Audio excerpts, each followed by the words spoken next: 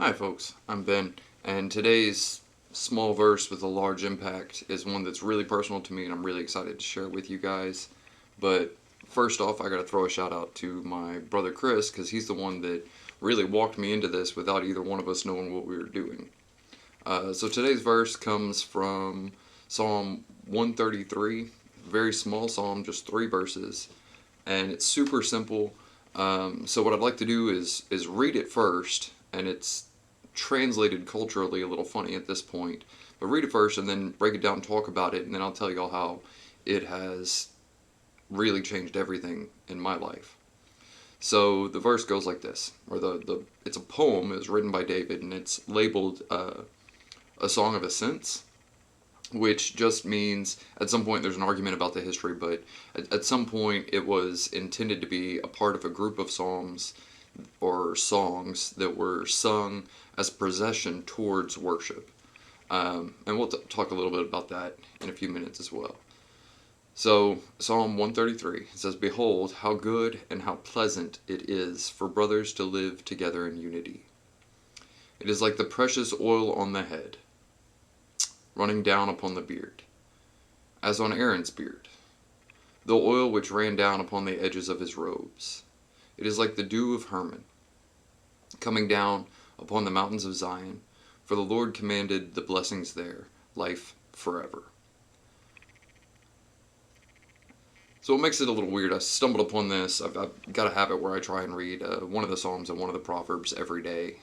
Just kind of helps keep me centered. And I've done it a bunch of times at this point in my life. And it kind of gets redundant. And then every now and then one of them jumps out at you, and you really get to dive further into it and understand it better. So the other day I was reading this one, and my first reaction, because it sounds weird, right? How good and how pleasant it is for brothers to live in unity. It's like precious oil on the head, running off the beard and down off of the edge of his robes. So me, and all of my wonderful maturity, immediately grabbed my phone, screenshotted the psalm, sent it to 2 of my best friends, and said, "Our friendship is like warm oil running down my body," which I thought was funny. Hopefully you do too. But then I started thinking about it. I was like, all right, look, this is a really weird poem for us to read here today, because we don't understand, generally speaking, we don't use these symbols largely. So I'll talk about what it is. So first off, it's the brothers living together in unity. It's just men working together, um, and doing life together. And so it talks about the fact, right there in verse 2, it is like the precious oil on the head. So, first off, the progression of this poem, what in their culture, oil on the head was called an anointing, and it's typically a symbol of a coming promise upon that person. And usually the promise involves a serious responsibility. So remember, this is written by David, and David's anointing came at a point in time when he was really a child, and God had chosen him as the king upon which he was going to build his kingdom. There had been one king beforehand who was Saul, and he wasn't very good, and he had lots of problems. So during that time, uh, David was given this promise that he was going to be king at a very young age, and there was oil that was poured on his head.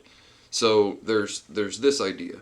Then he says, well, but then it goes further than that. It's not just the oil on the head; it comes down off the beard, and that simply is signifying maturity.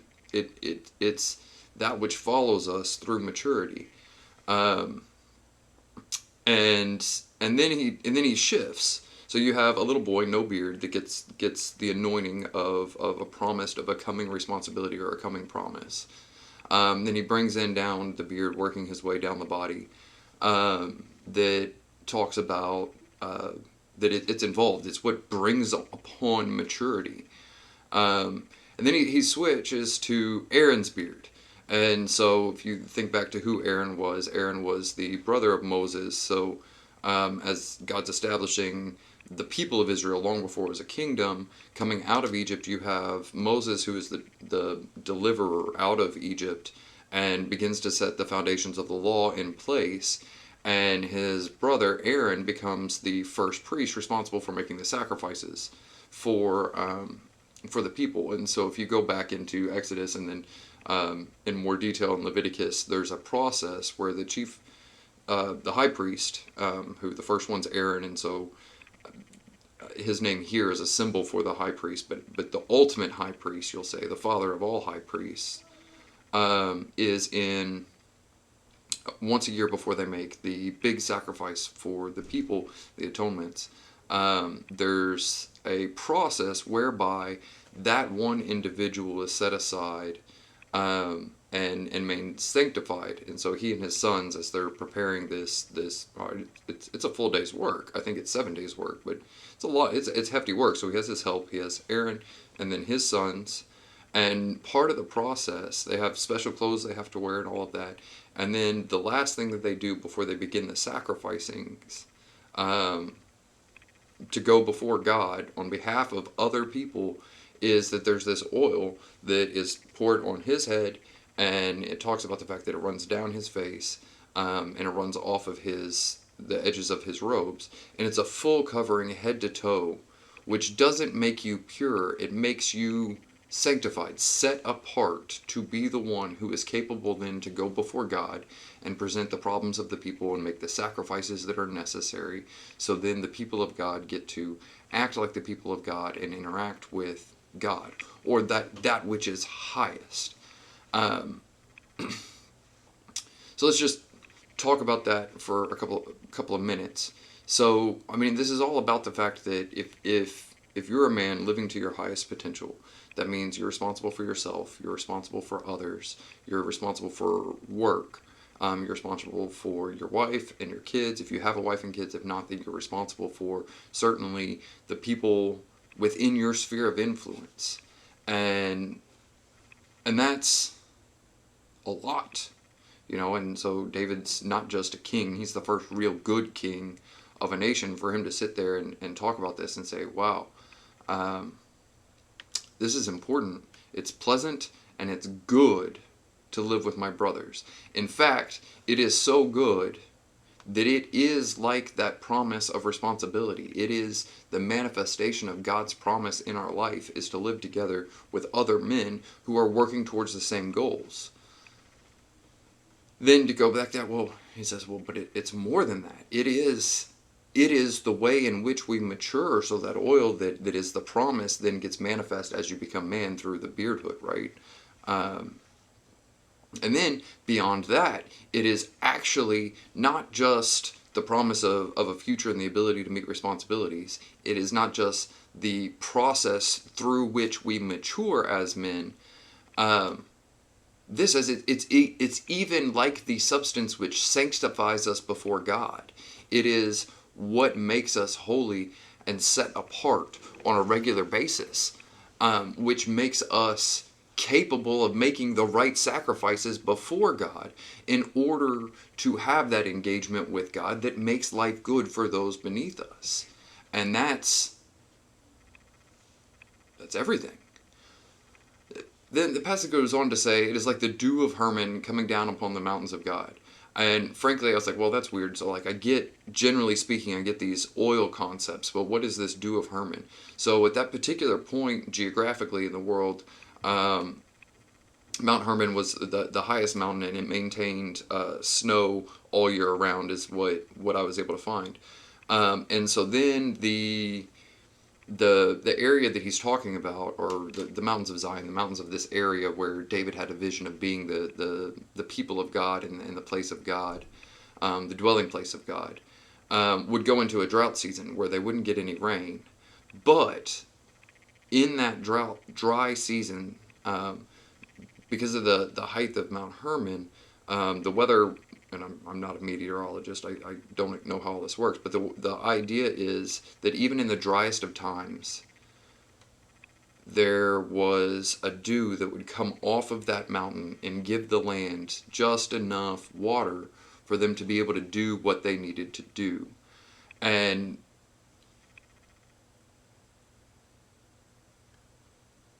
so it says, for the Lord commanded this blessing there, life forever. It is the life-giving water, even at that. And I can't tell you how true this has been. I gotta say, I give a shout out to my brother Chris that started this some years ago now. It's been close to 7 years ago now. Chris came up to me at church one Sunday, and we didn't even, I mean, we knew who each other were, but we really didn't know each other. And he said, "Hey, I need somebody to work some things out with, essentially. Um, would you be willing to talk with me, and we could start working things out?" And for me, it just immediately latched on to, like, yes, because I need to work some things out, and I don't really know who to do that with.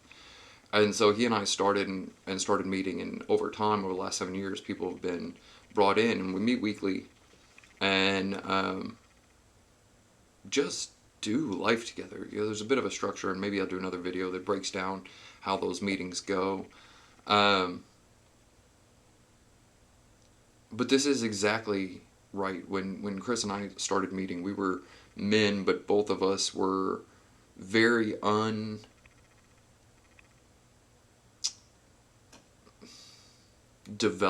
in the way that we are carrying out our responsibilities.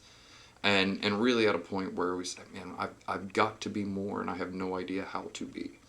And so as we start working, just the truth of this just began to build out. One of the first things we did is both of us were challenged to start reading other books that moved us forward, which then gave us a vision for our future, right? So the precious oil in the head. We kept coming week after week after week. And all of a sudden, I mean, very short time, we were different men than we were when we started meeting. Um, our visions were bigger. We were standing up straighter. We were identifying and targeting areas in our life that we needed to improve and that we needed help on. And we began to talk about these things and get ideas and feel comfortable talking about the things that you don't really talk about in other areas, which, again, that's maturity. And then what we found, keep moving, is that meeting, and here's what became really important. Both of us are married, and we're married at that point in time, and we would go for long hours in the night once a week, and so at first there was an idea from our wives that was kind of like, well, you're not supposed to be out there hanging out with your best friends, you're supposed to be here with us, right? And neither one of our wives would say that now. Very quickly after that, they were saying, hey, there's something that's going on here uh, with these guys getting together and what they're doing that then makes it easier for us to live life in our family. That is the sanctification process. It is a tool in that sanctification process. And so now you're at like, oh, well, this is that oil which ran down Aaron's beard and ran down his robes, covering the whole body, making the whole integrated person sanctified to a different purpose, to a higher calling, that is able to then make the sacrifices that make it better for those beneath us. For Aaron, it was the whole people of Israel. For us, it's our family, it's our life, and that's true. We both have kids, and all of a sudden we knew what to teach our kids. It's no longer about, well, avoid all of these bad things. It's, well, what are your responsibilities, and how do you grow into an adult with those responsibilities? And then the point, I gotta say, is like the dew of Hermon that brings moisture to the dry lands and the drought seasons. And because Chris and I have been doing this for so long, and again with others, so all of you other guys out there, Trevor, Sam, Sergey, Chad, all of you guys, Ryan, all of you guys that have come or have been involved, we go through dry periods of life. Together, the group has experienced lost jobs, difficulties in marriage, divorces, and child custody issues, and then just that seemingly random depression that just makes all of life feel completely dry. And I think I shared this in another video. There was a point while we were doing this that I was down, floored. doubtful if I was going to be able to pull back out of it. And it was, Chris that came in and was able to pull me out of that. And so it's out of that brotherly unity that when everything else goes dry, you can get just enough to make it through to the rainy season again. And so then to wrap all that up, that this is the blessed life that God has commanded forever. Yeah, no, it is. You have to be doing this. One of the things, and perhaps it's the same for women, but I know specifically for men, is when things get difficult, we tend to withdraw. And that's exactly the wrong answer. So I challenge you, if that's where you are today, or if you've never actualized this, or you've never realized it, pray about it. And just say, God, I need to be doing life with other men, to be doing, dwelling in unity, working together with other men. Where? And then take the risk. Reach out to one and say, hey, I'd like to get together and start talking. And see what happens. I encourage you to do that, because that is the blessed life, the life forever.